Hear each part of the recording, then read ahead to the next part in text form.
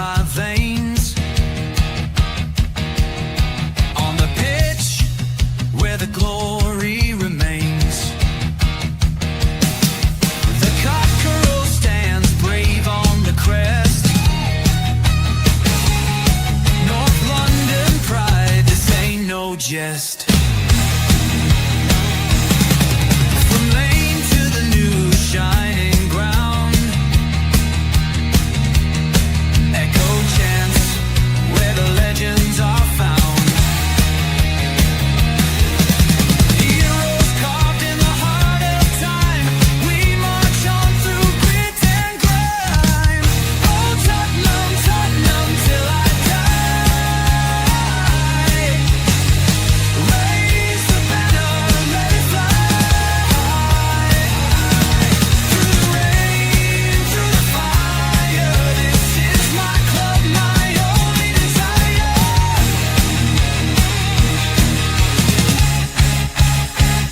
Oh, Tottenham, Tottenham till I die. Raise the banner, let it fly. Through the rain, through the fire. This is my club, my only desire. Echoes of King and Greaves in the air. Every goal, the sound declares. Heartbeats pound like a drummer's song. Marching forward, fierce and strong. We're the ones who rise in the clash. Numbers running in a white shirt dash.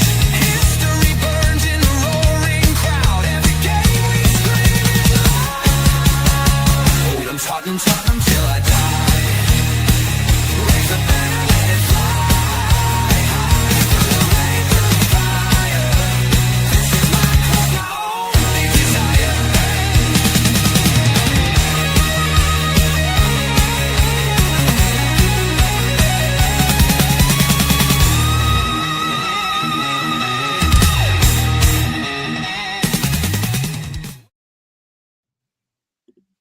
Good afternoon, England fans, and welcome to the annual national event known as Everyone is Angry at Tuchel Day. Thomas Tuchel has named his England squad for the 26th World Cup, and within 30 seconds, X has exploded, and so has Josh. Arsenal fans are confused. Nick's just said that. Liverpool fans are saying, what's happened? And there's even one lad in a pub in Stoke somewhere, having a pint, saying, I would have taken James Ward-Prowse. You already know what's happened. One player's got picked, nobody expected. 3 players got left at home, and somehow Jordan Henderson is still being talked about in 2026. England fans are acting like the country is collapsing because someone picked a left back, didn't make the plane to America. Meanwhile, Tuchel sat there like a bomb villain thinking, I do not care about your fancy football team. And let's be honest, no matter who got picked, England fans still complain. And as an Irish fan, I can hear the complaints from over here. If Palmer starts, Foden fans get angry. If Foden starts, Palmer fans get angry. If Rashford gets picked, social media melts. If Rashford gets dropped, social media melts even more. This squad announcement has caused more drama than Love Island. But today on this emergency podcast, we break down the big calls, the shock omissions, and the players lucky to be on the plane and ask the question, can this be England squad finally bring football home in 2026 after 66?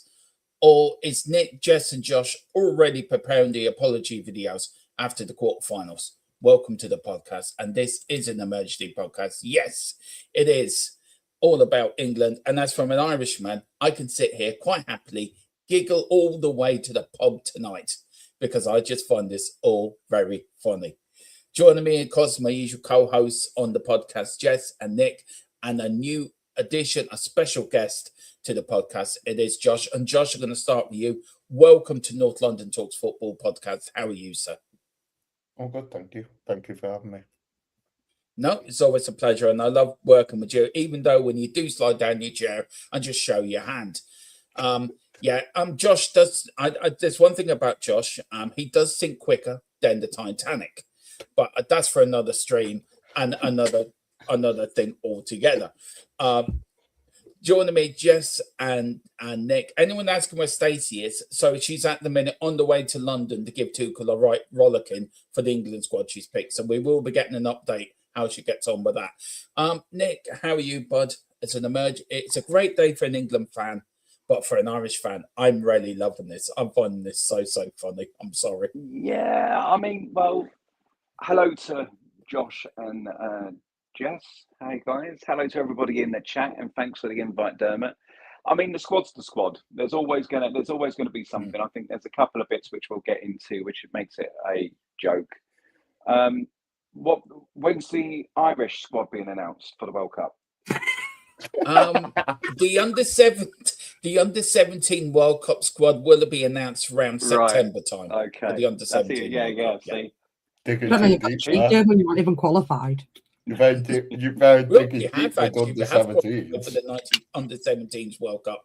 Believe it or I'm not. qualified for this one though, Derm. I don't know you got cheats to laugh at England. You're not even there. I know. Digging deep there. Yeah, but it's my prerogative as an Irishman to laugh at He didn't think England. it's true, did he? He's like, oh yeah, damn it. I tell you one thing.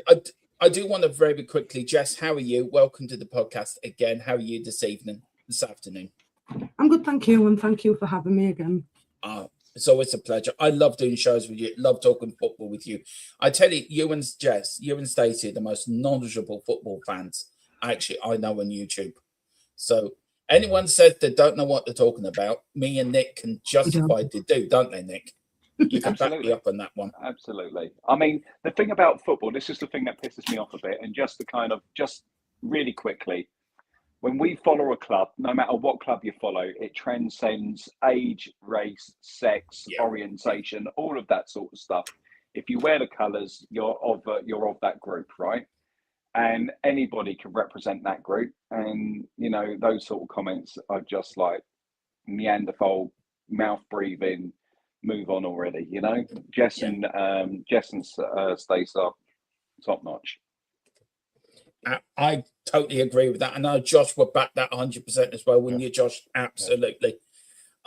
Very quickly, I want to start on this before we get into the squad. UEFA are changing the qualifying rules to qualify for the next European Championships and the World Cup. So going down the Champions League route. Guys, how do you feel about UEFA changing it to a Champions League style format where it will be a league phase? It'd be like the Champions League. The top so many teams qualify automatically for the World Cup, and then the next section qualify for playoffs. But it'd be like England in the Group 1, and they could play, you know, Ireland, the Republic of Ireland, Spain, Italy. It's all about not having the small teams playing against the big teams. How do you feel about that, guys? Do you think it's a good thing or a bad thing? Anyone can go first. I think it's a mix, because what you don't want, see, this is the thing. Say, for instance, Moldova make it through, right? Because they're playing small teams, and then get absolutely humiliated at the World Cup. But then they might do themselves proud. It's the beauty of the World Cup that they get there and they compete, and it's a very, you know, so you don't. We're British. We vote for we kind of root for the underdogs, don't we? And so there's that beauty to it. But also, is it a wasted spot? It doesn't feel like you're there on merit. It's kind of like, I'm a little bit mixed on it both, to be honest. I can see it both ways. The Champions League format for the international, if it was kind of like you play so many teams out of each pot, that then does mean the lower teams get more games against each other and increases their chances like everybody else. Depending if you play them home or away, you could do it that the smaller pots all get their games at home, so you could balance it out. Does that make sense? So rather than sending them on the away games to the big teams, they're at home to the big teams, hence increasing their chances. I'm a big fan of all. So if it's not broke, don't fix it. So yeah. I mean, Josh, how do you feel on it, bud? Would you change it or would you keep it as it is? I think keep it, but it does give the smaller teams more opportunity. But Mm. as you say, they could get through and then take a World Cup spot and then get humiliated. So it makes it more competitive. But I would say keep it because it doesn't feel like anything's wrong with how the qualifying system is right now for the Euros and stuff. I mean, Jess, how would you? And they're going to change the Nations League as well, so there's going to be major changes. Did qualifying need changing for international tournaments, Jess, or do you think it's good? It's worked for the last 70 years. Why change it? Do you think a change is good? I see it from both sides, doing for the smaller clubs. I do understand it, but like Nick says, if it ain't broke, don't fix it. I think it works nicely how it is, to be fair, but I do understand it from the other side of the coin that it does give smaller nations that opportunity. But me personally, I just keep how it is. Yeah, no, that's fair. That's fair. Well, look, it hasn't been voted in yet. It will be voted in September.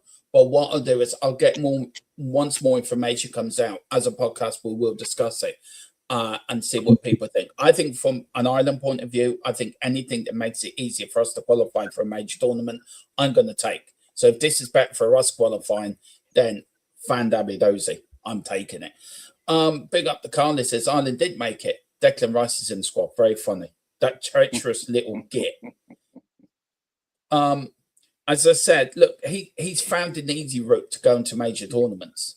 You know, he didn't stick by like Roy Keane did. Roy Keane stuck by us. A lot of players stuck by us. And, you know, Jack Grealish is Jack Grealish. Stumble out of nightclubs at 5 a.m. Keep that going before Sunday, please. I would love that. Big up Dwayne Bonner. At least they've qualified for the group stage. We've got yeah, very funny. I knew it would be coming. Big up to all. Big up to Daz as well. Big up to Thomas. Are the Welsh there? No, they're not. The Welsh are at home with us as well. Big up the Welsh. We'll sit and cry together. Big up to Wayne Bonner. Big up to Daz who's sticking Jess's link in. Please do get over there. Big up Daz. Big up Carl. I heard Ireland have asked to start on 10 points while everybody else. Yeah, that is true. It's going to happen too.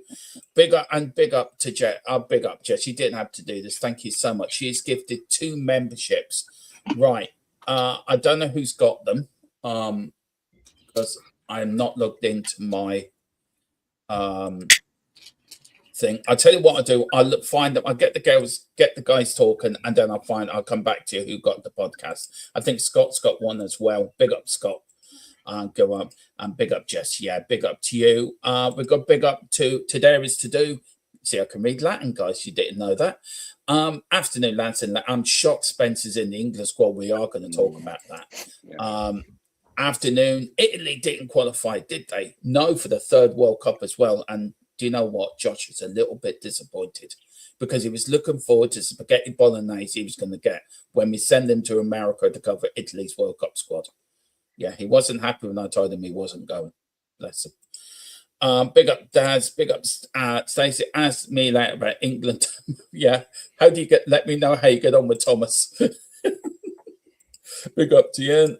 Big up to DJ Samuel as well. Dermot's admiration for Declan Rice is unquestionable. Yeah, that is so true. I'm never going to change. Still the treacherous little git. Happy Friday. Big up to Guy from the Lane. Here to drop a like during my lunch break. Big up to you, so really appreciate it. Who else is coming in? And then I think that's it. Yeah, I think that's it. Yeah, big up to everyone saying hello to everyone. Big up to Sky. Big up to everyone. Wayne says, Ireland never should have sat. Very funny. Right, let's move on. Right, this is the England World Cup squad. So we are going to talk about the goalkeepers, defenders, and midfielders, and then we're going to move on to the strikers. So in goalkeepers, we've got Dean Henderson, James Trafford, and Jordan Pickford. Josh, I'm going to let you talk about the goalkeepers pod. Let you put Jess on the top so everyone can see her. Nobody has to see me. Leave me at bottom. Josh, I'm going to sort of Josh goalkeepers. Are you happy with the 3 goalkeepers he's picked, mate? Yeah, I think it's the obvious choices. So the other options haven't played much. But Pope and Ramsdale shared minutes, so you can't really pick them. But the other 3 have I'm not. They've deserved to get in there with what they've done for the clubs. Yeah. Would you have picked anyone else, or do you think they deserve their spots? Do you think, like a Trafford or Pickford? Yeah, I think Trafford's obviously had limited minutes because of Donnarumma coming in starting, but what he's done in the cup finals when he started and pulled off like amazing performances and goal, he's deserving of at least making it. I don't think he'll play much because he'll probably be third choice in my opinion behind Henderson and Pickford. Pickford starting, but I think just youth to bring him in. There's no other really option that you could take. Just to winding up to bring the rest of the panel in. Look, for me, I would have thought Jordan Pickford would be number one, but Jess and Nick, do you think he might go with a Dean Henderson? Would you pick a Dean Henderson number one or Trafford, or are you happy with Jordan Pickford as your England number one? He's not going to change it now. Jordan Pickford is England number one. There's no conversation. It is what if that is his pick, and that's who's going to start. He's never let England down, has he? He does have his moments. I mean, Jess, do you have confidence in Pickford as England number one, or would you have picked a Dean Henderson or Trafford to take his place? No, I think Pickford really speaks for himself, doesn't he? I can't lie. Right, I'm going to go to a tournament anyway. I mean, I do think he's got potential, and I do rate Henderson as a goalkeeper, but out of the three, I think Pickford they're just there in case there's any injuries to be blown. I don't know why we have to take three with us, to be quite honest with you. No, I don't. Yeah, that is a question. Would you have just taken two? Yes. Yeah. Probably. And he was a player. Yeah. Well, Trafford's still going to play, so. And I took Pickford and Henderson and brought in another player, outfield. Where would you go with that? Midfield, defender, striker? Who would you have picked the extra player from? Midfield. Yeah, great. Interesting area. Now, Jess, defence. He's picked Dan Burn. Jed Spencer, Tottenham. Yay, we've got a player going to the World Cup. Big up Spencer. We've got Kasuna. We've got Gerald Kwashiorkor. I'm brutal. Kwanzai. We've got John Stones, Mark Geary, Nico O'Reilly, Reece James, and Tino Leverminto. So a couple of Newcastle players in there. Are you surprised to see the likes of Spence and Byrne in that World Cup defender? And why do you think Tuchel's picked them? What's your reasoning, do you think, behind that? Look, Trent didn't make it into that last squad, so I was a bit surprised to see Jed Spence, no disrespect to Jed Spence. Not only Jed Spence, by the way, John Stones has played 4 games all season. We're going on sentiment there all of a sudden. Livramento's very injury prone, I can't lie. But I was a bit shocked with Jed Spence, I can't lie. I know he's versatile and can play left and right, but I thought he might have brought Trent in, I can't lie. I wouldn't have took Stones, I can't lie. Livramento's very injury prone. Reece James is injury prone. I think Gahey's a good choice. O'Reilly's had a good season. Konza's done well for Villa. And Dan Burns there for set pieces in here. I can't see him starting, but he's always somebody to shove up top if things aren't going our way, in my opinion. No, Nick, your thoughts on the defenders, bud? I mean, Jess is right. Stones is a surprise. So is Jed Spence and Dan Burn. Reece James hasn't played much this season either, but there is players, Nico O'Reilly, who's had a really good season at Man City this year. What's your thoughts on the defenders he's picked? I think Konza, when he's worn an England shirt from the games that I've been watching, has done well, to be fair. Mark Gay is the first centre back on the list for me. John Stones, I've got this whole squad. He's made some really big choices. He's left out Maguire, who I would have taken. There was a couple of squads a squad that I felt Maguire didn't deserve to be included. This one he did. And where he's made those hard choices, he's kind of undone or kind of flown in the face of that logic when he's included certain players. Because there's quite clearly certain players that should not be in this squad. yet he's made the hard choices on others that we'll get to, which just makes the whole selection a little bit weird. It's about making at left back. Is he hoping Spence, I guess, or Livramento? Because Livramento's left and right. Reece James is our right back, right? Nico O'Reilly. Will he start with Nico O'Reilly? I don't know. So, what do you think, Jess? Yeah, I think he should start O'Reilly. I can't lie. But hasn't O'Reilly played more in midfield? Hasn't he played a bit further forward for City this season? He's played a bit. I think a couple of games in midfield. He's like a midfield just off left back. I think he's preferably a midfielder, but he's been slotted into left back. He's done a good job there. It could be our first. I don't know who he's going to go with, either Spencer or O'Reilly at left back. Because the thing about Livramento, he can play both. James has got to be our first choice right back. Is he hoping Stones and Gay in with Konza as the emergency backup? Yeah, maybe. I just think it's a massive risk taking Stones. I can't lie. Yeah, I mean, Josh, what's your thoughts on it, bud? Somebody did put in here the back four what it should be, and he big up to Darius to do. He says Reece James, Quaddy. I'm going to have to get my teeth. Kwanzaa, Geary, and Nico O'Reilly would be my starting back four. I mean, Josh, would you agree with that? I think I would. Maybe Kwanzaa had a good season, but I would say Konza is a Konza.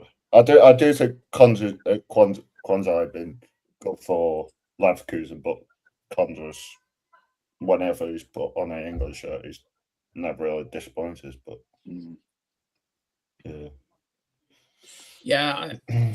I agree with three of those. I do agree with three of those. I do think Nico O'Reilly is probably the strongest left back. Reece James is definitely the strongest right back. Mark Gay, because he's been in form all season, it's just who's going to partner him. Yeah. I mean, that's the biggest thing, isn't it? There's no really standout centre backs you think that is leader. I mean, if you were to pick a captain, look, we know Harry Kane is in the squad. We know that's forgiven and he's captain, but who do you have as your backup captain? Is there anyone there in the centre-back role? I like my captain to be a centre-back. So is there anyone there you think can act as a backup to Harry Kane's Reece captain? James, maybe? Konza, Reece James. I always maybe Stones. I like my midfield. I don't mind my midfielders being the captain because he can ball out both ends. Declan Rice for me. Yeah, that's who I would be looking to. Can't lie. Right, looking at the defence, last question on this, and then we move to midfield. I can't understand why he's bought Dan Burn and Livramento, to be fair. Look, Jed Spence, I sort of get it, and I'm not talking from a Tottenham bias point of view, but he can play left and right. But I do agree that Trent Alexander should have gone because I think he's a better defender, if I'm being honest. Yeah, but he hasn't had a good season for Madrid. He's only had, I think, 5 assists for Madrid this season, and he's been very injured. And I know Tuchel is not keen on him. He's not. No. For me, I don't see Trent. Maybe I'm wrong on this, but I've never thought of Trent as the better defender. He's better going forward, maybe. Attacker. Yeah. Maybe a winger. I wouldn't have played him as a defender, but I might have took him at midfield instead of Henderson. Midfield or winger. Yeah. He's better attacking than defender. But that is your defence. Dan Burn must be absolutely over the moon going to a major tournament. I'm pleased for him in a way because I think he deserves it. He's spent all these years up at Newcastle. He's won a league up there. He's played well, and to bring him on with 10 minutes to go, I think would be a great shot for Tuchel. But do you know? I mean, you guys on Dan Burn, do you think he deserves his spot, or do you think he's sort of taken it away from Maguire, who probably does deserve to go there? Yeah, I would have leant towards Maguire because I like the idea of the last 10 minutes. If there's anything that you need, you stick Maguire up front with whoever, and you're playing the Reece James, Declan Rice, Saka corners into him. But then Burn can get on it too. So yeah, maybe he has that. Oh no, I reckon Joe. If I'm being honest, John Stones has taken Harry Maguire's spot. Not in talent, because John Stones is the better defender, but in the fact that he's only played 4 games this year. Yeah.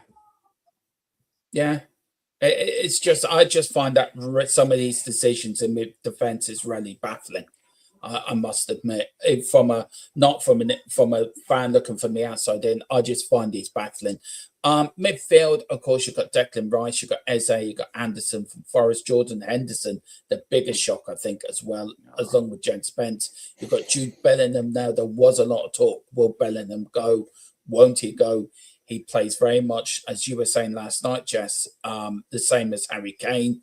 So he's been picked. We've got Kobe Mainu, which I think is a great choice for personally. I think Mainu is a fantastic player, and Morgan Rogers as well.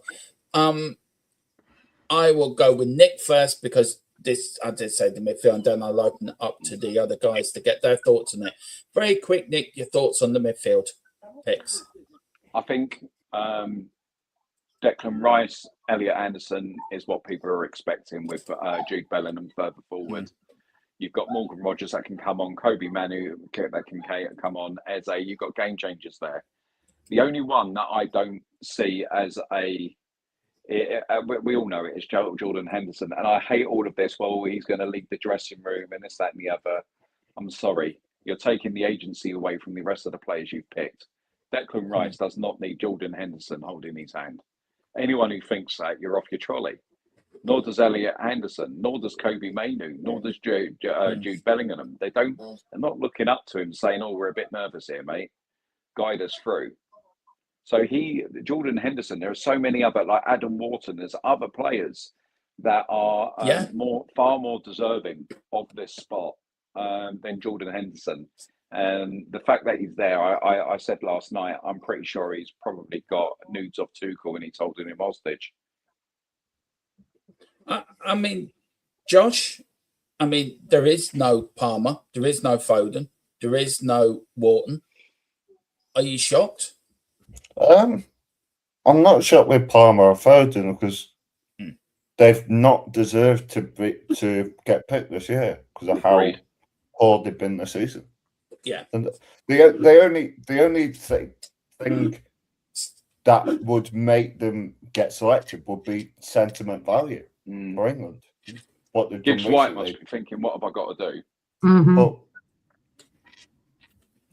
But it doesn't matter sentiment value. We need players who have actually been playing well, not sentiment value. Yeah, no, I get what you're saying. I do agree. I mean, just Bellingham has been picked. He hasn't had the greatest season with Real Madrid. He's been quite controversial as well. Some of the things he's done, and he hasn't set the world alight. There's a big expectation on this young man, isn't there, to be the man to light up this World Cup. Do you think he might light it up? Or do you think he should not have been picked? What's your views on Bellingham? Because he has the talent. I just don't know why he hasn't produced it. At Madrid, though, on it, to be fair. It's been a tough season for a lot of players at Madrid. I'd have took him, I can't lie.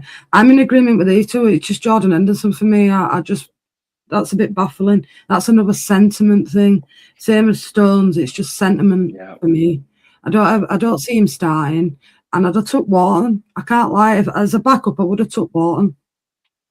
Henderson, how old's Henderson? 35, 36? Something like that. Do you think Harry Kane might have any feedback into I want my leadership group there? Possibly.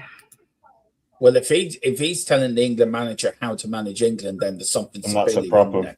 That's a problem. That is a major problem. I'm not saying he is, but I'm just trying to find, like, we're all kind of scratching our heads, and I know that them two are part of the leadership group. So I think Tuchel has his favourites, if you want me to be honest. Yeah, well, most managers do, don't they? I mean, if you're going to make the hard call of dropping Palmer and Foden, and that is a big call, and dropping Maguire, that is a big call. Only then to include Jordan Henderson, it's like, mate, what are you doing? If you look at that midfield, right, against a Spain or a France or a Brazil or an Argentina or a major team, Jess, do you think that midfield lineup there is the best midfield? You know, can it beat a Spain, a France, Yes.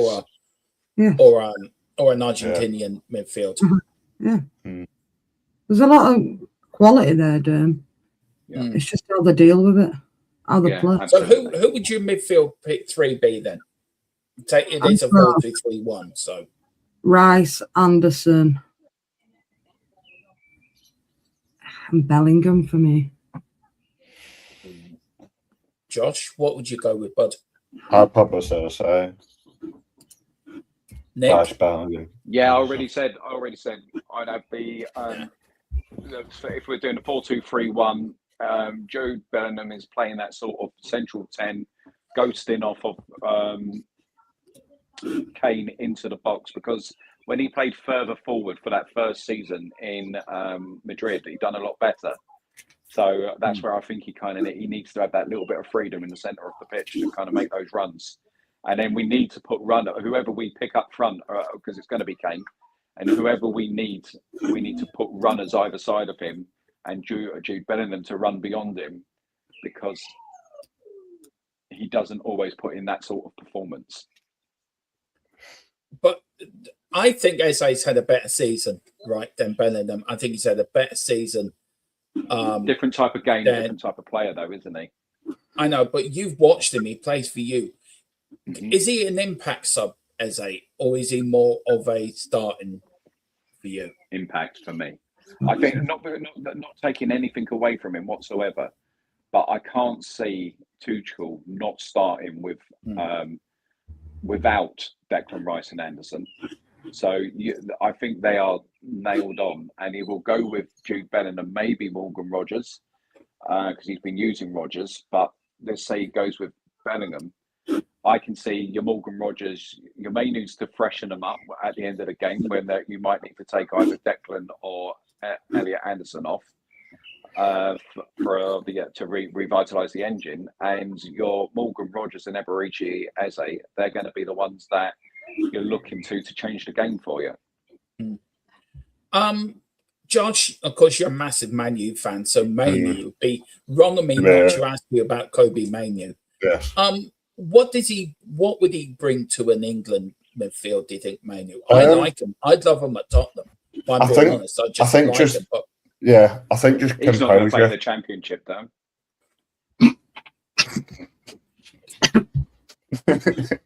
Funny.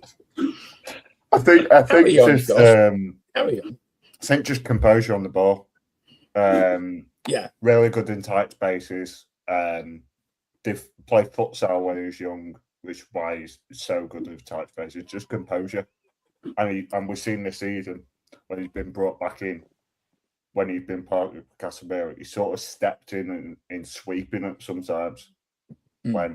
So I think mainly just composure. Just how composed and he you, is Jess? Yeah, I agree with you actually in that. And Jess, is there any player that you think, like Elliot Anderson or Morgan Rogers, who've done well at the respective clubs this year, do you think they're players that this could be the making of them? I think Elliot Anderson, his stock's pretty high anyway, and Morgan Rogers, to be fair. Villa have already said if they get an offer of about 100 million for Rogers, they're prepared to sell. I do believe Henderson's going to leave Nottingham Forest. Where he goes, it looks like Manchester City done it. So I think their stock's high already. And Morgan Rogers has been good for England, to be fair. Yes. I rate him. I do like him. Good player. So Jess, who we're picking as goalkeeper then? Before we move on to strikers, who's your number one then? Goalkeeper, Pickford. Yeah, Pickford. Okay. Pick the fullbacks, Jess. Who's your fullbacks in defence?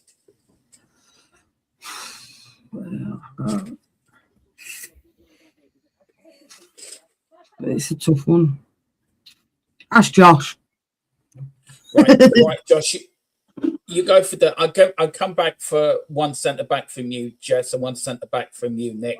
But who's the fullbacks for you, Josh? It's a toughie. I would say O'Reilly and Reece James. Yeah. Okay. And then one centre back for Munich. Gay. And you, Jess, one centre back for you. Konza. Right. Okay. So are we doing a 4-2-3-1? So if we do, then a centre back, one midfielder for you, Jess. Who's that? And who starts for you? Say that again. Sorry, Dan. So you're playing a 4-2-3-1. So who do you pick as your first midfielder? Declan Rice. Okay. You, Nick? I will go Elliot Anderson alongside him. Okay. And Josh, who do you pick in that, playing that sort of 8-10 role? I'll say Bellingham. Okay. So at the moment, we've got Pitfield in goal. I can't remember who the fullbacks were. I can't remember who the back four is. O'Reilly James, Konza Gay, Declan Rice, Anderson, Bellingham. And then we've got Rice, and then we've got Anderson and Bellingham. Right. Okay. Now, the forward lines, the biggest, actually, there's some massive calls in here, Jess. Anthony Gordon, we've got Saka, Harry Kane, of course, captain, Ivan Toney, Marcus Rashford, we've got Maduke and Ollie Watkins. Jess, let's get the elephant out of the room. Ivan Toney. How shocked are you to see him in an England squad, and why do you think Tuchel has picked him? I was quite shocked to see him get picked. I said that on yours yesterday when it got announced. Yeah, you did. Not that he'd been. I suppose playing in Saudi, he's acclimatised to the heat. I know what he was saying in his press conference. He scored 30-odd goals, but we are talking of the Saudi Arabian League, which is not high quality, in my opinion. I think he's played something like 3 minutes under Tuchel, so I was a bit surprised at that one, I can't lie. Maybe he's an impact for Harry Kane. He'll be second behind Harry Kane anyway. But yeah, another interesting call by Tuchel. And also with Ollie Watkins, Rashford as well, Jess. Rashford's been good for Barcelona. I'm not going to knock Rashford. He's had a really good season there. Madueke, I'm shocked at. I can't lie. Same. Yeah. Look, Nick, you got like Anthony Gordon, who could be, I think, on his way to Bayern Munich. That hasn't been announced yet, but that could be the port card for him. You've got Saka, who's had a good season for Arsenal. I mean, Saka's the one that surprises me because Saka's more of an, I think he's one to come off the bench with 10, 15 minutes to go to give you a little bit of probably pace if you need it. But with Ollie Watkins, do you think he's ahead of Ivan Toney to be Harry Kane's second in command sort of thing? I think he has to be because he's playing in the Prem and he's doing it in the Prem. So for me, when you're looking at it, Harry Kane probably picks himself, and depending what performance we get out of Harry Kane, and if he's making an impact on the defence, that's when you're looking to Ollie Watkins or Ivan Toney. The good thing about Ivan Toney is not only do we know that he can do it at a Premier League level, he's rested, and he has that confidence in a striker in himself. You know what I mean? That sort of slight arrogance that a striker needs when they get onto on the pitch. So I would say he's got that about him. Ollie Watkins is definitely the backup to Harry Kane. Marcus Rashford has to start on the left over Anthony Gordon. I respect Gordon. I like Harry squares up a striker and takes them on, a fullback and takes them on. And I do think Madueke is extremely fortunate. And Saka is the logical choice for right wing, but is Noni Madueke enough of a backup for him, considering that we did have the options in other people like Gibbs White that can go out there and others. So we're praying that Saka's going to be fit and making an impact, which is he struggled to do that. He hasn't had a great season at Arsenal. It's been a could do better season at Arsenal, if I'm honest. And Madueke even more so because you need that end product. It's up front that we've struggled, and two of them have made it to our forwards. So they could, and this is the thing, they haven't played. They've been out for large parts of the season at different times, so they could just click with. That's what we're waiting for. For Saka is without doubt the guy's class, and he's got all the ability, but he just needs to click and start reaching that top level again. Who knows? World Cup, maybe. Maybe. I mean, Josh, look, Marcus Rashford. You know more about Rashford than most of us because of his Man United. He has had a good season at Barcelona. Yes. Any other strikers that we haven't talked about? Maduke, we haven't talked about as well. Anthony Gordon. What does Anthony Gordon and a Rashford bring to an England forward line, do you think? And Chelsea player as well. What do you think they bring to Tuchel that why he's picked them? I think Rashford just brings just pace, just speed, running at defenders, and just that pace and power. But Gordon as well, driving at players. So I do think they bring similar qualities, but I think the right hand side's more the issue. Because in terms of, I think Saka's a dead certain, but I'm not sure about Madueke.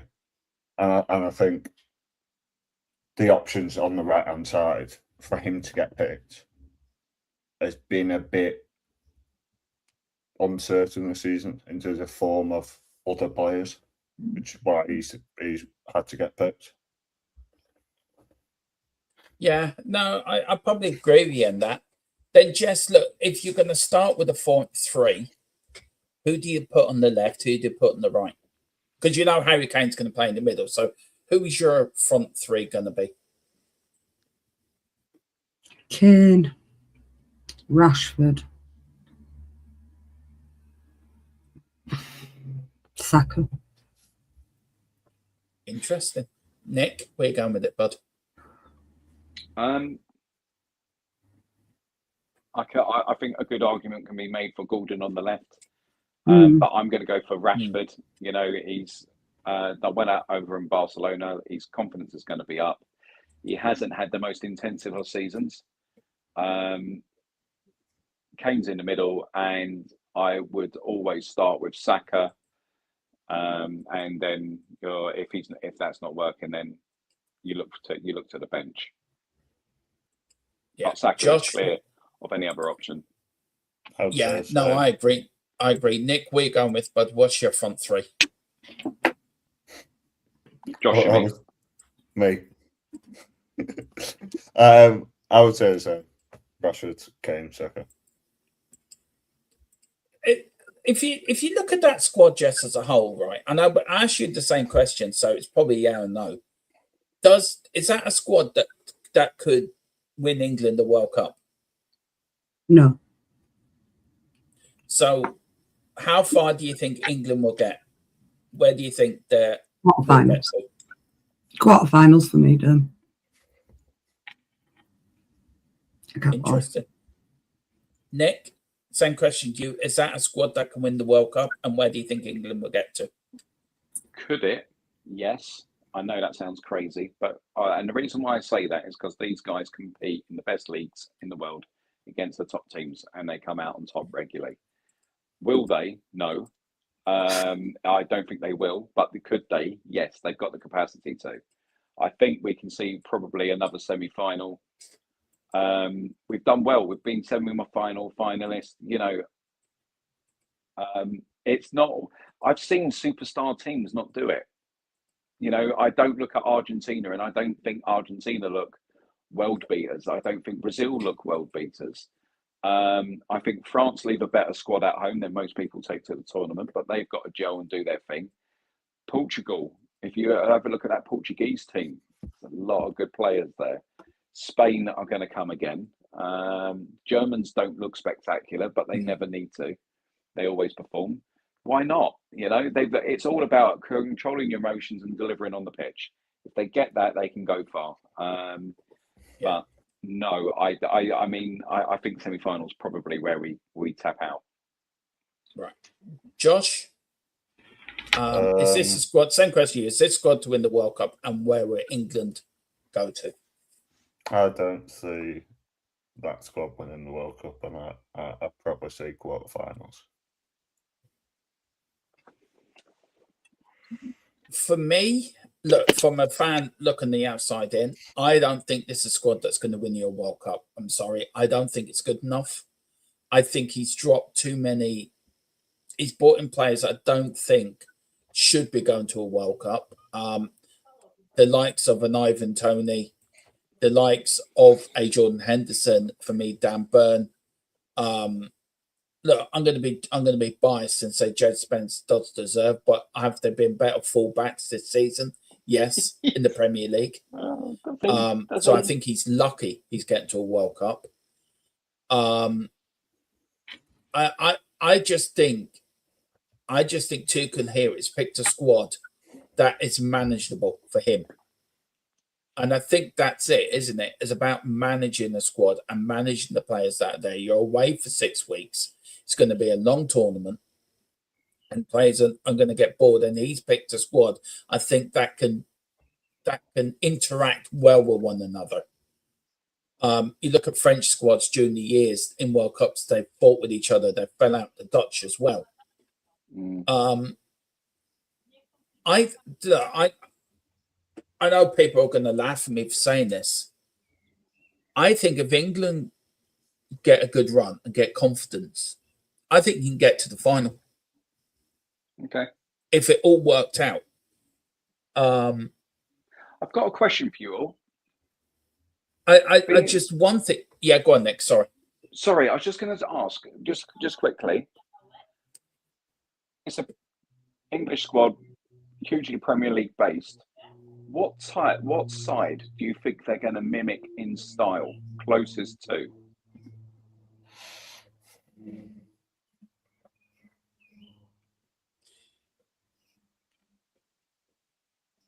I think they're going to be closer to an Arsenal style.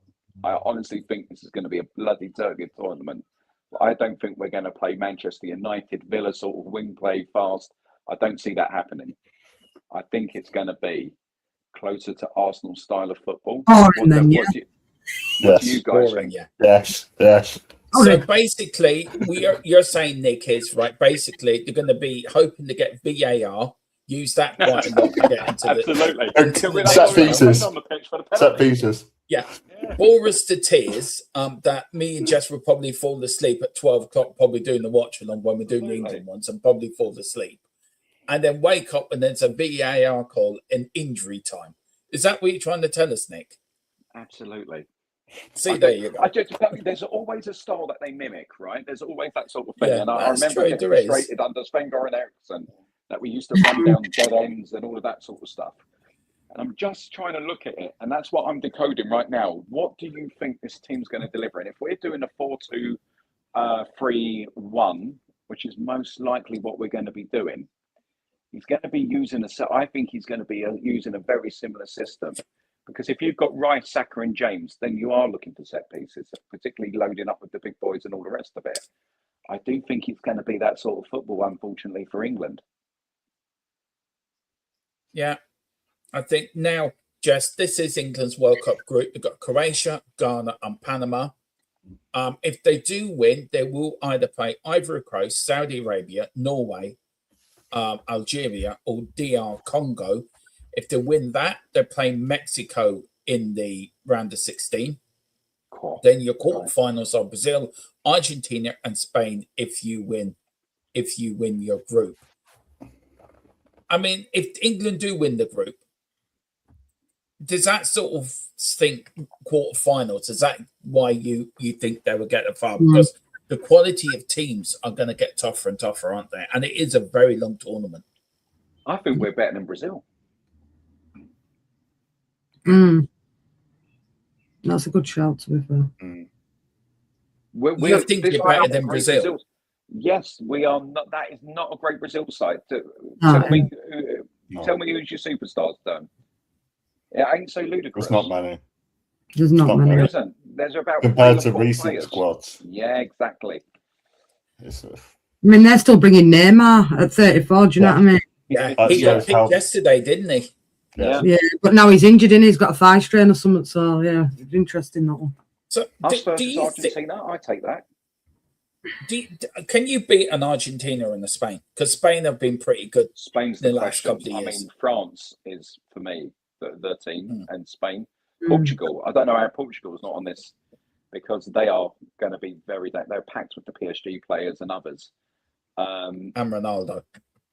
Well, less so, that's less of an impact now. But yeah, Brazil and Argentina don't scare me this time round. They really don't. Good. I hope Romero gets sent off within the first 3 minutes and then pulls a hamstring and then he's out for the World Cup. Sorry. But Jess, do you think that if England win the group, does that change your mind then about England get to a final? Does that change your mind? No, because that group is winnable. They should be winning that group. Croatia, Panama, they should be winning the 3 games, to be honest. Yeah. Whether I can see them getting past Brazil. Not so sure on Argentina, I can't lie, and it'll be a tough ask to beat Spain. I mean, Argentina, of course, there's a lot of history. And can I just say there's a great documentary coming out on Disney Plus in the next couple of weeks about the 40th anniversary of the 1986 World Cup quarterfinal against Argentina in Mexico City, where both team players actually meet up and talking about that game. For me, I was a young lad. I was a young kid. I was 9 when that game happened, and it's no secret. Everyone knows I'm a massive Maradona fan. I think he was the greatest footballer that ever. I think he's better than Messi. He's better than Ronaldo. I think he walks past the players of today. But it's going to be worth the watch. So I think it's out in the next couple of weeks on this. It's called The Match. So do watch it, and it will give you a bit of an insight to the history between England and Argentina and why that game was more than a match. It was something else because of what happened a couple of years previous to that, and why it all goes back to '66 with Rattin and him refusing to leave the field with England beating 1-0 on their way to win the World Cup.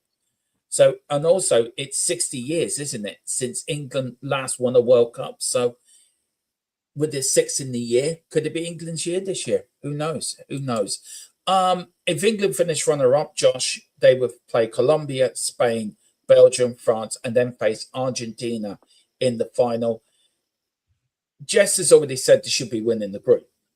But would you, if this is your run to the final, would you take runners-up for an easier run?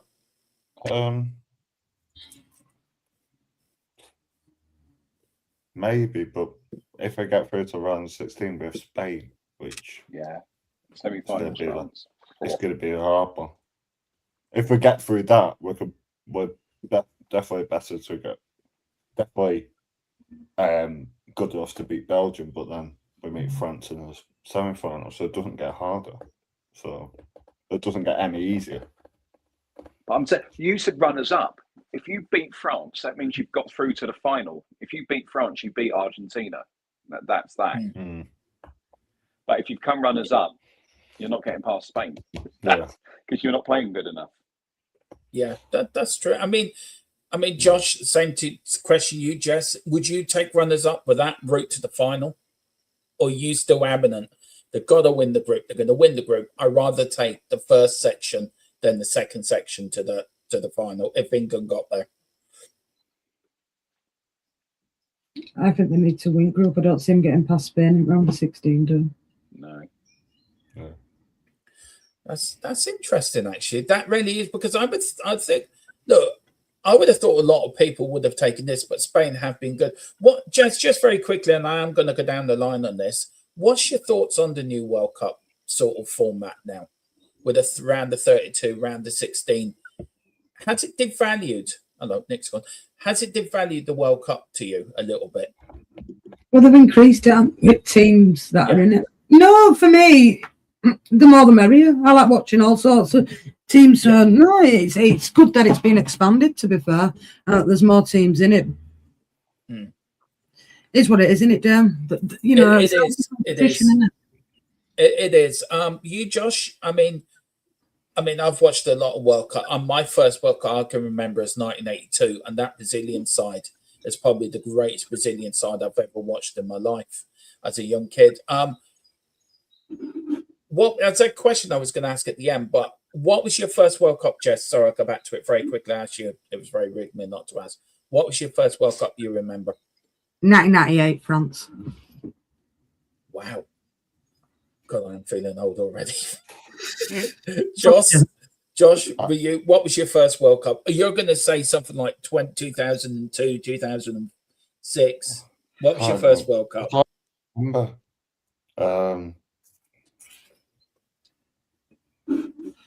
Maybe the Russia World Cup one. I don't know. I have no idea. You're making me feel really old now. I don't Please, know. Nick, help me out here. Well, Please tell me you remember the 86 World Cup at least. Right. So I have memories of 86, more of my family watching it and all the rest of it, but I was only 6 years old. It was over my head.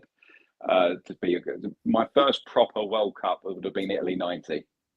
Oh, that World Cup. The first year Ireland qualified for a World Cup and reached quarterfinals. That was a great World Cup. David Platt and all of that. Cameroon, yeah. Still couldn't beat Ireland, though, could you? You still couldn't beat the Irish. Where did you get in the end? We actually got to a quarterfinals, but you couldn't beat us in the group stages, could you? Well, we made the semi-finals, so that wasn't too bad. Yeah, but we still beat you in '88. You cling on to that. When you're there, you cling on to your '88. We're going to cling on to that. I'm going to cling on to that as much as I bloody like. That's all we Even have Carl says, cling on to into the World Cups. Yeah, bloody Ray Houghton again. Yeah, that's it. We did beat you in '88. We are going to cling on to that. And rightly so. My first World Cup, 1982. I remember it. Just remember that Brazilian side of Socrates and Zico and players like that lit up the World Cup, and they should have won it, to be fair. But they played an Italian side with a man called Paolo Rossi, who done nothing in the first 3 games, but ended up being top goal scorer. Scored a hat trick against Brazil. Scored a goal in the last. Hello, Josh. Everyone keeps jumping. Everyone keeps jumping for some reason. Streamy, I'll get your act together. So yeah, that's my World Cup. Guys. Oh. And now Nick's just left you and me now. This podcast has really fell apart. Yes, but you should probably kick her out. I didn't kick anyone out. Right. No, the StreamYard probably booted. Yeah. I don't know what's happening. StreamYard's having a mare. I'm going to get We're playing the Okie Kokie. No, my internet dipped. Sorry, dear. My Wi-Fi dipped. That's okay.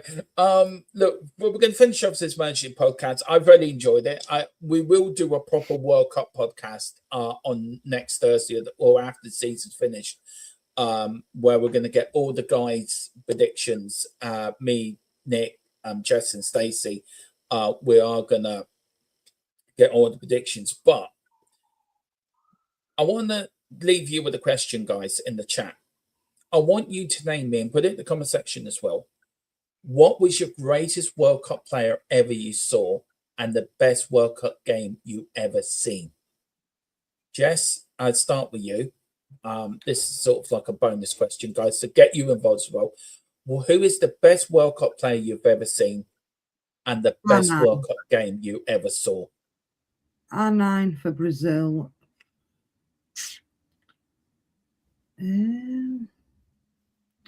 Probably that France-Italy game where Zidane had put Italian play.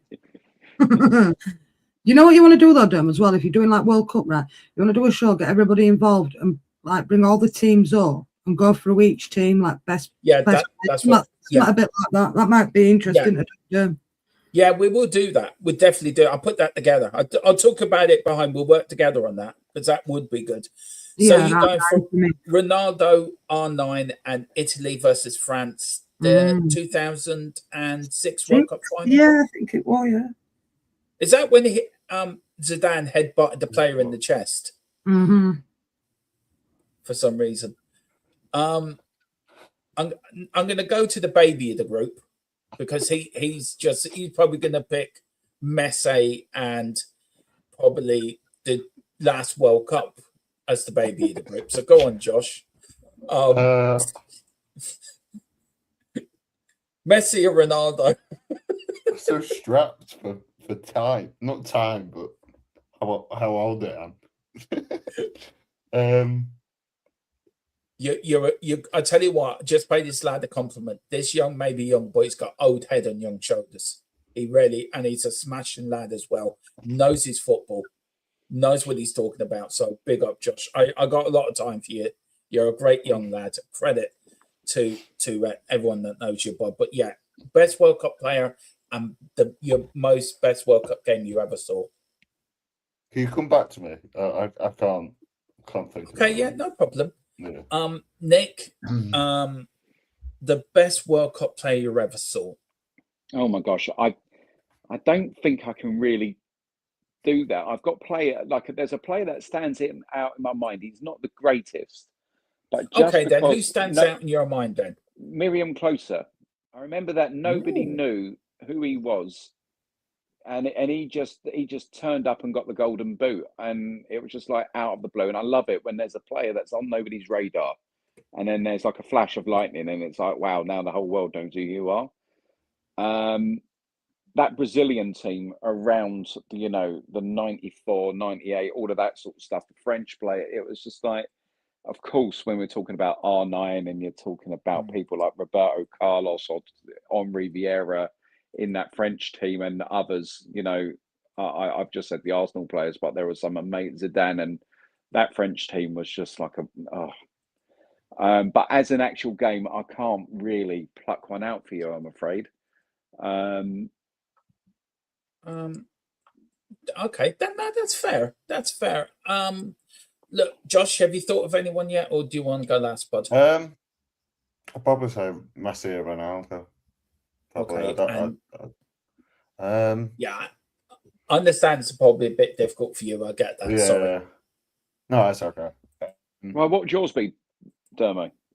Well, look, I because What I feel England like side granddad. would you like? I feel like I'm. Yeah, well, I feel like I'm Uncle Albert or granddad of this podcast. During the war? During the 1930 and 1998 World Cup conflict with the rest of the world, I've got two players in my head, right? Maradona, for me, probably the greatest player that's ever walked a football pitch. I think he's better than Pele. I think he's better than Georgie Best.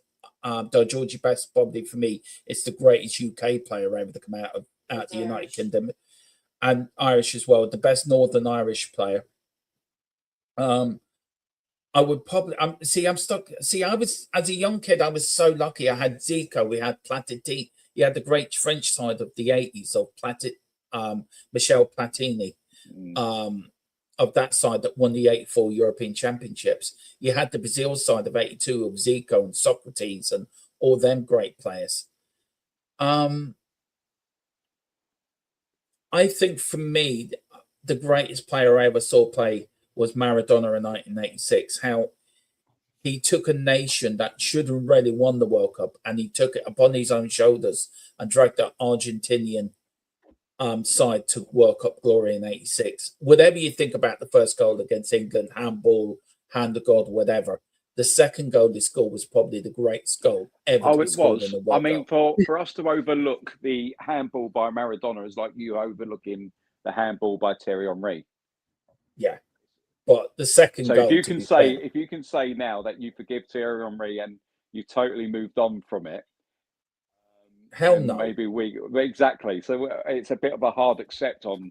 I know, I get it, but if you just take the second goal for what it is, Nick, it was probably the greatest goal ever scored in the World Cup. I mean, played on the pitch, by the way. Let me remind people, that was not like the pitches of today.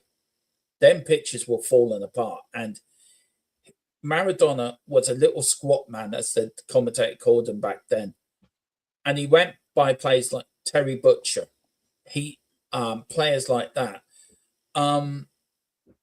and I think the greatest game, I would have to go back to the Republic of Ireland versus Romania, round of 16, the penalty shootout that sent Ireland to a quarter-final against Italy. Ireland qualified for the first major tournament in 1990, and I was a young kid at the time. It was like the greatest thing ever. We had Euro 88. Now Jack Charlton's taken us to the promised land. It's taken us to the World Cup. Mm. And we drew with England. We drew with, I think we drew with Egypt. And we drew with Holland. And we played Romania. And everyone expected us, Romania, to win. There are players like Hadji, who was a best player to come out of Romania in my book. And David O'Leary, ex-Arsenal star, pops up with the 5th penalty, and then was thinking, what the hell? And he scores it, sends us into a quarter-final against Italy. Yes, we lost it against Scalacci, and the goal he scored. Italy went on to lose to Argentina in the semi-final, but that for me was the greatest ever. As a young kid for me, as a young fan. I mean, on if you're talking about our stuff, my one for me, I know we got to a final, we've got to a semi-final recently. Yeah. And it's not the World Cup, but Euro 96 for me was magical. It really was. Yeah. It was kind of like from the David Seaman save that against Switzerland in the first round to the penalty save and the Gaza goal in the most remarkable sequence I've ever seen. Is that when they Against did Scotland. They went on the back. Yeah, done the drinking chair. Yeah. And then we got the win against Holland 4-2. We took them apart 4-1 or whatever it was. Couldn't believe it. And then got past Spain, and then it was just a couple of more inches on Gaza's boot, and we would have been in the final. Yeah, that was the magical tournament for me. Look, there will be a podcast about our greatest World Cup games. I'm sure Jess has got plenty she'd like to talk about. I know Josh will probably be banging on about Ronaldo and Messi. Look, Ronaldo and Messi are probably your generation, Josh, is like for me watching Platini and Maradona in my generation. And then, of course, Jess and Nick have R9, the original R9, and other players like that were so great. I mean, what does the World Cup mean to you guys? Last question on this. What does the World Cup mean to you personally? Jess, I'll start with you. What does the World Cup mean to you? I'm not as invested in international football as I am in club football, but it does mean a lot pride-wise, doesn't it? Everybody always gets geared up for it in England, or flags are out thing. I just want to see England do well. Not a lot to ask, but they're going with it with no pressure, so let's see how they do. But it does mean a lot. It's a sacrificial, and everybody looks at the calendar for that. Euros. Hopefully, I enjoy it because I like to watch all different teams. I like to scout and see what players are about. So it's going to be interesting for the next 6 weeks. Busy. Yeah, and also if England don't win it, who's your pick for the World Cup? Spain. Oh, interesting. Nick, same question you, Bod. Last question on this podcast. What does the World Cup mean to you, and who's your pick for the tournament? I've always got that sort of romanticized view of the World Cup, and I've got to say, with the grubbiness, as I don't know if it's maturity as you grow older and all the rest of it, realizing what FIFA is and what it's become and everything else that's behind it, really does take that sort of gleam off of it. But it is a time, you remember, it's summer days, it's football, it's time together, it's beers, it's barbecues, it's kind of everybody, talking, and that whole sort of community gets heightened. That's the sort of thing that England means to me. It's great. It brings unity for a change, it's that good vibes. So that's kind of what the World Cup means to me. And who do I think will win it? Spain and France are the obvious two. I'm not going to be obvious, because I think France have got an immense. Just think they've got Doué, Dembele, and Mbappe that's bloody scary. And then you've got Spain, who are Spain, and I'm just going to say Portugal is my dark horses.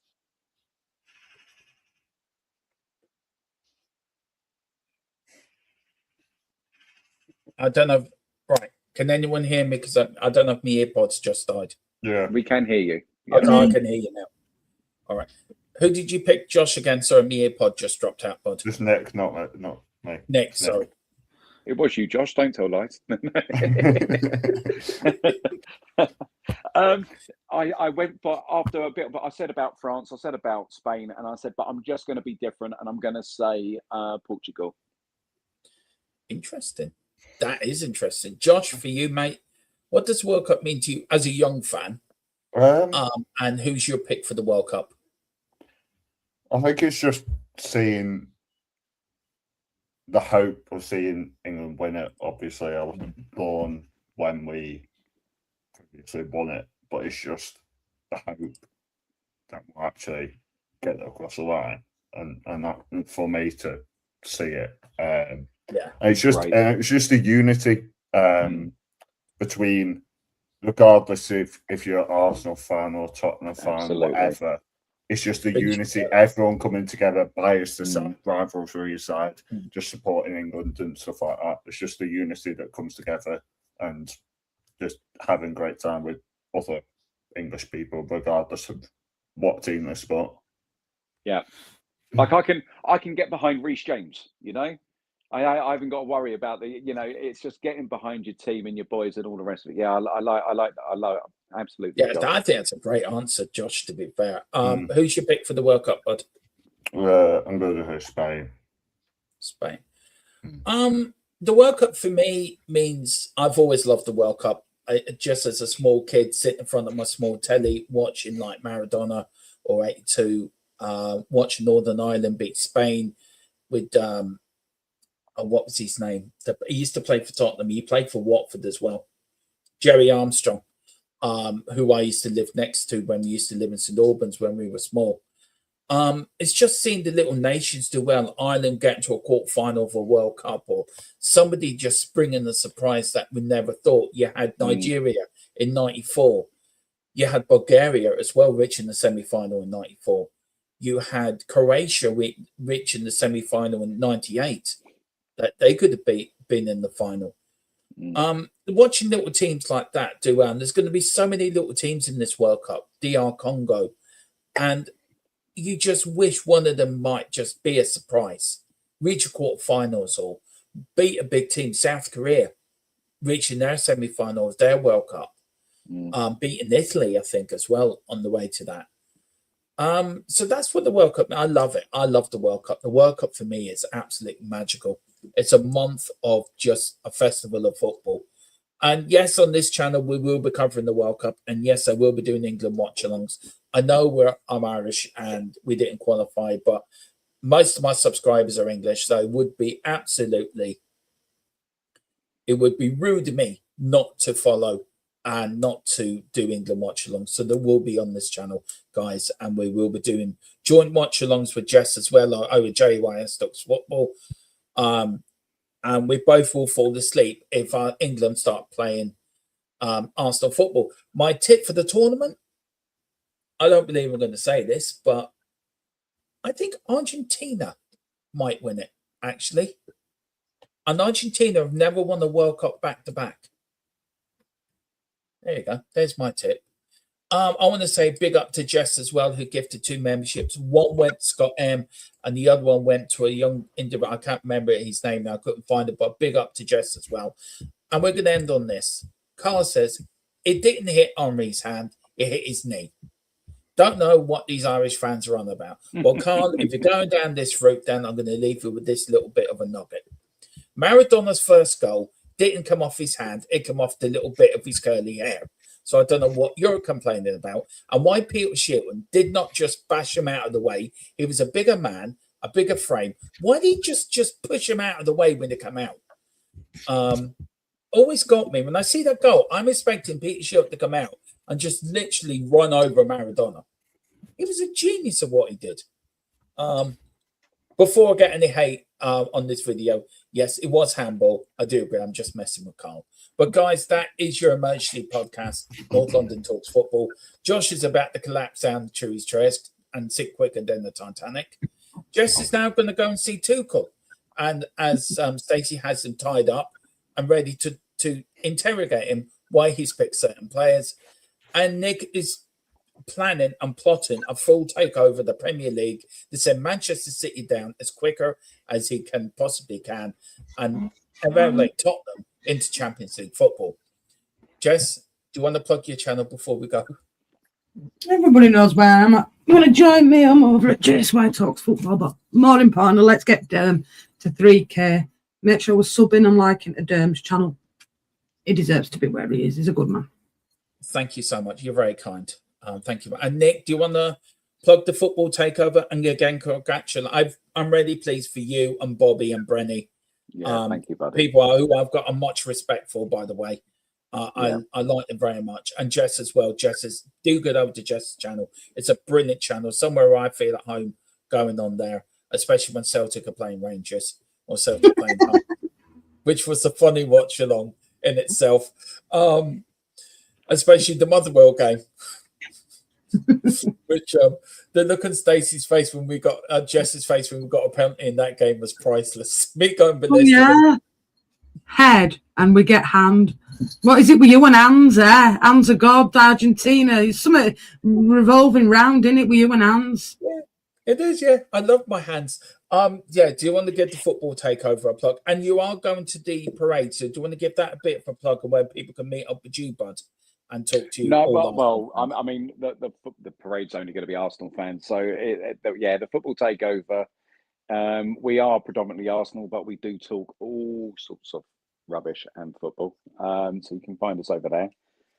Yeah, that's it. I am going to be at the Emirates on the 31st with my son to see the trophy be paraded. So, yeah, and just, everyone stay happy, healthy and safe. And please subscribe to Dermot. Yeah, no, thank you. Subscribe to the other channels as well. They're great channels. And Josh, do you want to plug a channel, bud? Is there anything you want to plug, or do you want to plug Man United's? No, I'm not on any channels, but Jess's. So, yeah. Are you having a Champions League parade, Manchester United, down to Manchester this year? No. No. You're brave asking those questions, Dermot. No. He's got chest. I really don't. I don't know. Are you having the relegation parade? Damn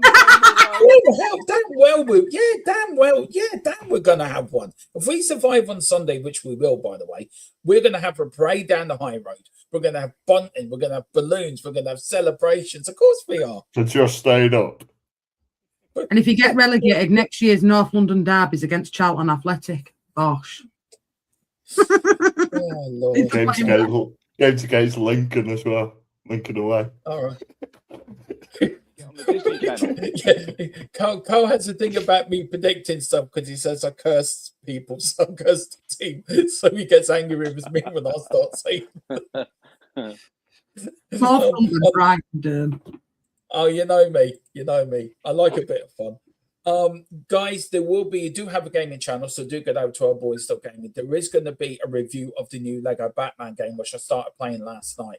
Absolutely fantastic. I'm really enjoying it. So there will be a review, and on Forza 6 as well. So look at that in the next few days. But guys, that is it. That is your North London Talks Football Emergency podcast. Tuchel has picked his 26 to go to the USA. Can they bring home the trophy? 60 years after 66. Is it all over? Thankfully, it is now.